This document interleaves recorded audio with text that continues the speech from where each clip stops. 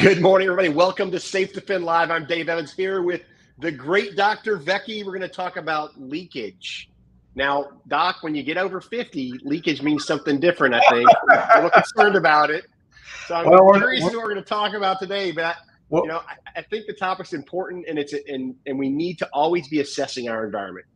Well, exactly right. So definitely. We're not going to talk about medical leakage or depends or anything like that. We're going to try to avoid that whole conversation. But when I'm talking about leakage, it has to do specifically with threat assessment, targeted violence, and stuff like this. And although this happens fairly often, it really happens a lot in schools. Yep.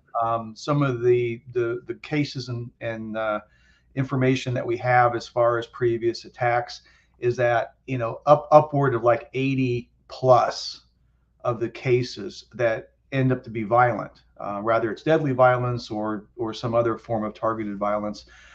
There was leakage from the concerning person. And so what that is, that's kind of a fancy term that's been kicked around for a while in the threat assessment area. All leakage is that you are either that you're giving an indication of what your motivation is to hurt somebody, right? And sometimes it's done with kind of an accident. You don't realize it, right? Like someone overhears you talking to someone else, right, about hurting someone, or it could be that you purposely do it. Leakage also is not just talking. Leakage could be a note, a diary, a journal, something that you or and it also could be kind of indirect also. Like if you look at videos of like these offenders that put up their videos, right?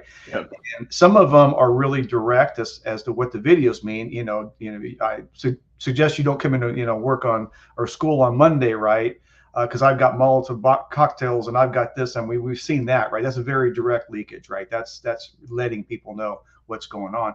And then there's other ones where they may have some dark music, and then they show the picture of the school, and then they show a gun, and they just leave it at that, right? And that could be more like indirect leakage.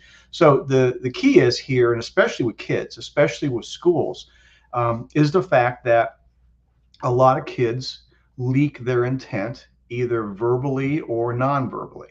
And I'm sure you've seen that in your time. I mean, in the Air Force with your subordinates and stuff like this, people, they leak their intent, right? All my airmen were perfect, Doc. They were amazing. I was blessed to serve with them. We had no issues. Yeah, okay. I will leave it at that then. So what does a leakage mean, right? Well, a lot of it has to do, with overhearing things, right? Or hearing things. And so then we kind of get into, okay, so we hear something that's concerning, right? All right, so something has been leaked by a kid that he's gonna kill his teacher, or he's gonna hurt the bully, or take care of this guy, or whatever. Well, then we kind of need to break it down in a couple things to try to determine, okay, is this really a threat or not? Because again, we're always running this balance. Is he making a threat, or is he actually posing a threat? And the posing a threat is what we're trying to get to in threat assessment. So for example, if you have different types of threats, right? So a kid is talking to another kid, and some other person overhears that kid, and the kid says something like, I'm going to kill you, right? Well, you have to look at it from the standpoint, okay, is that a threat? Well, that's obviously concerning. It's certainly a threat. We don't know if it's making or posing yet, but we would consider that a direct threat, saying that I'm going to kill you. And I think everyone understands what that means. We also got more indirect threats, such as I'm going to kill him. And that would be more of an indirect threat. Still a threat, just a little bit different. Another might be an implied threat. That's another type of threat that we look at. That's something like, you better watch out, right? And so these are all a little bit less, focused, right? But still potentially a threat. And the other one we call a veiled threat. And that's, you might not want to come to school on Monday.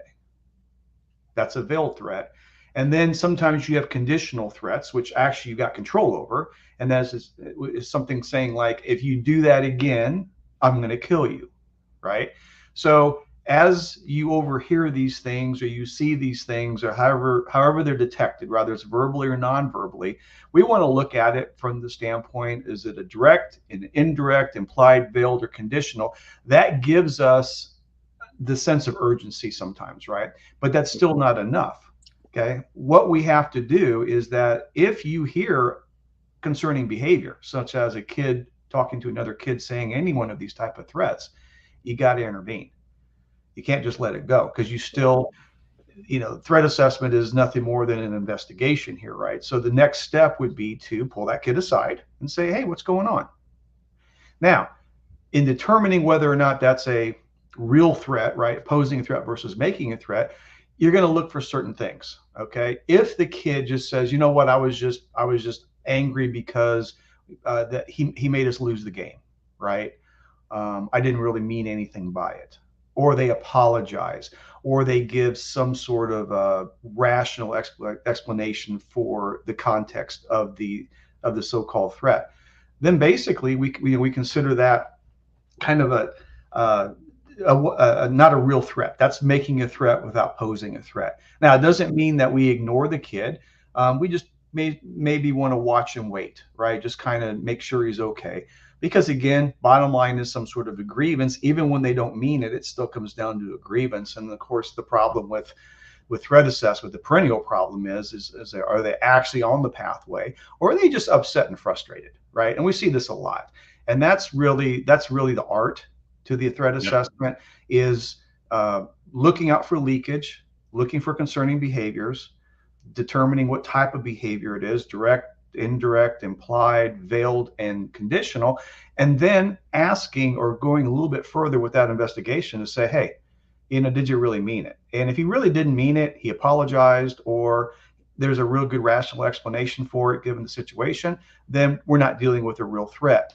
And then we just basically watch and wait and see what happens. Now, if by chance you go in there and he says, yeah, I meant to kill him, I'm going to kill him, right? And sometimes that happens. Now we have to go to a different, possible intervention.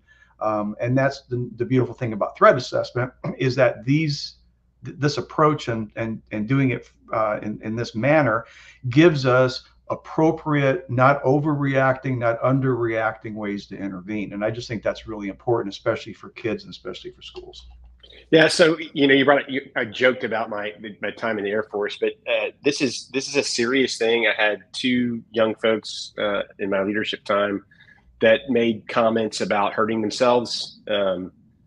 Thank God we took them seriously as an organization. I got a phone call at 5 a.m. from a teammate that was calling about one of his teammates and said, "Hey, so-and-so mentioned on social media last night that he's going to hurt himself." I didn't waste any time. We didn't. We got him the help he needed immediately. I immediately went to his house with a group of police officers, and we got him the help he needed immediately so nothing happened. And that happened a couple of times. And one of the things I want to tell everybody, because this is near and dear to my heart, look, there are people out there dealing with stuff you don't understand. Don't be that person to shrug off something when somebody says they're going to hurt themselves or somebody else. Follow up, check on them, get them to a place where they can have the conversation and make sure they're okay. This is real stuff. It happens every single day. And we're losing, on the veteran side, we're losing too many veterans every day because they think their only choice is to take their own life.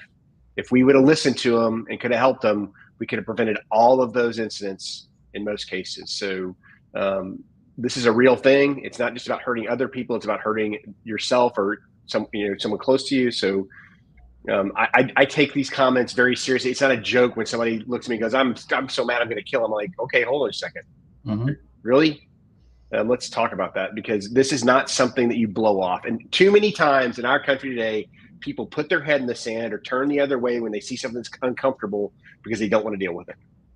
Yeah, you're absolutely correct. And I'm really glad you brought up the suicide. I have a tendency to focus on the outward, threats of violence. Yeah. Suicide is obviously, especially in schools, that's a much bigger problem, just as you pointed out.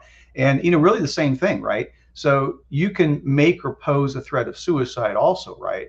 But you don't really know until you engage that person, that concerning behavior, because like you said, you can't make that judgment until you do the investigation and start to talk to them, right? So for example, when I was as a hostage negotiator, right, suicidal subjects that are barricaded by themselves because they lost their job and their wife and everything like this. That was a common type of subject that I would talk to as a negotiator. And we always had, kind of two different types, right? Kind of just like this making versus posing a threat with targeted violence, is you had the people who really were contemplating killing themselves. And you have the other ones, we used to call them SWAMs, subjects with other motivations, right? Right? Who are not doing it because they were doing it to get attention, right? Yep. And so for suicide, one of the things you look at as far as, when you start talking to that person, once you hear the concerning behavior, is focus on where's their focus. If their focus is on themselves, then it's more likely it's going to be a true consideration for suicide, right?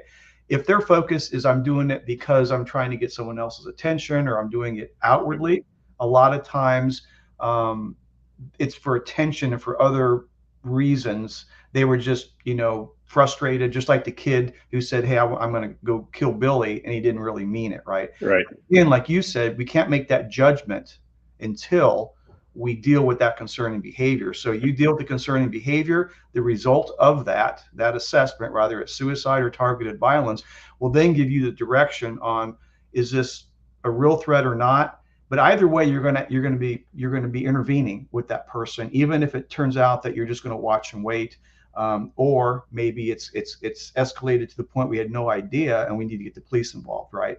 And so that's the balance you got to be able to take in your threat assessment, is making sure that not only the threat assessment's accurate, whether it's suicide or targeted violence, but that you choose the appropriate intervention that's not too much or too little.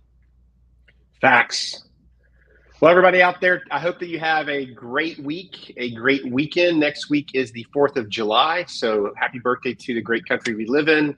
In spite of all the things people think are wrong with it, it is the best country in the world to live in. We are blessed to have the opportunities that we have here. So with that, Doc and Dave, we are out of here. Have a great week.